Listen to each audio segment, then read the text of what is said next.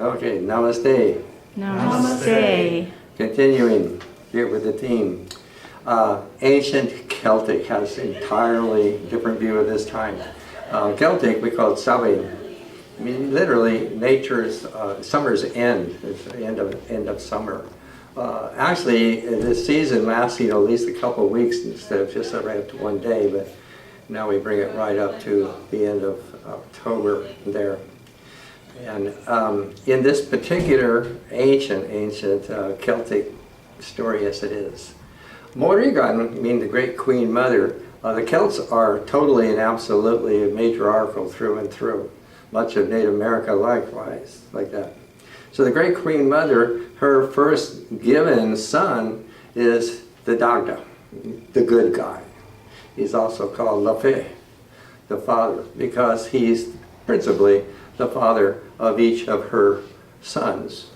It's a dynasty, like a bamboo shoot, like that.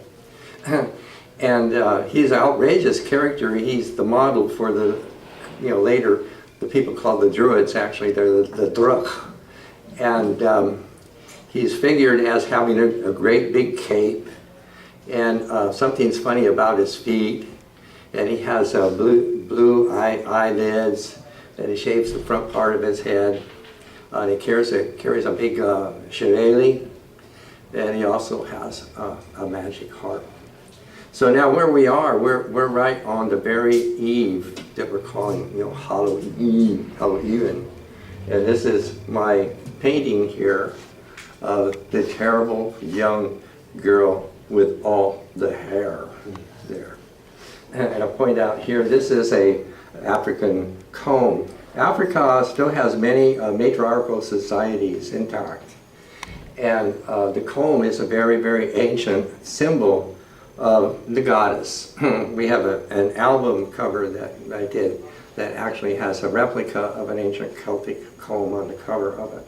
Okay, here we are in that dark, black, dark night.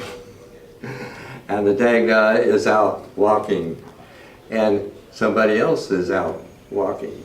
And in this darkness, they bump into each other, collide.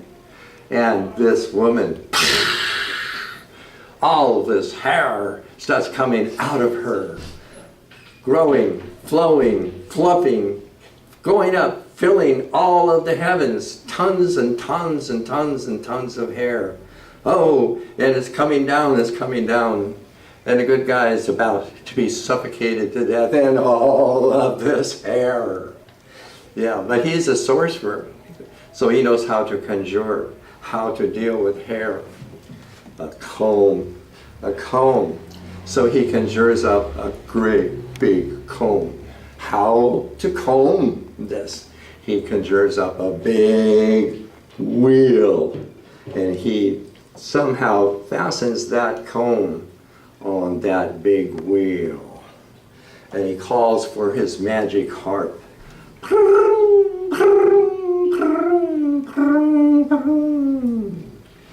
And the comb begins to move, and the wheel begins to roll. And so back and forth plays the harp, and the comb going, combing those wild woolly tresses. The wheel rolling back and forth. Remember, all of the sky is filled with this hair. So big wheel, big roll, comb, until finally, all of these wild woolly tresses get calm down, quiet. And now she says, "Oh, my fair Philly Fire, you are the greatest poet alive." Well and good, but something else has happened. That great wheel rolling back and forth over the earth has made a big crevice in that. And so pretty soon you're going to hear it. It starts to creak open, wider and wider. And then all of the denizens of the underworld, everything that ever lived and ever died, and everything that never did live and never did die, all starts coming out of this crevice, coming out and filling the world. And then, pretty soon, come next Tuesday night, you're going to get these little knocks on your front door, and you're going to get some of those little creatures that came from the underworld saying, trick or treat, and you better.